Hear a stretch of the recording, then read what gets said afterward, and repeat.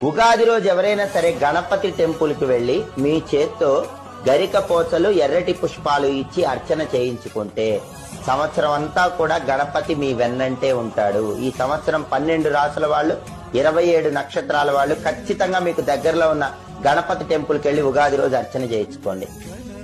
ఉగాది రోజు ఎవరైనా సరే గణపతి టెంపుల్ కి వెళ్లి మీ చేత్తో గరిక పోచలు ఎర్రటి పుష్పాలు ఇచ్చి అర్చన చేయించుకుంటే సంవత్సరం అంతా కూడా గణపతి మీ వెన్నంటే ఉంటాడు. ఈ సంవత్సరం 12 రాసుల వాళ్ళు 27 నక్షత్రాల వాళ్ళు ఖచ్చితంగా మీకు దగ్గరలో ఉన్న గణపతి టెంపుల్ కి వెళ్లి ఉగాది రోజు అర్చన చేయించుకోండి.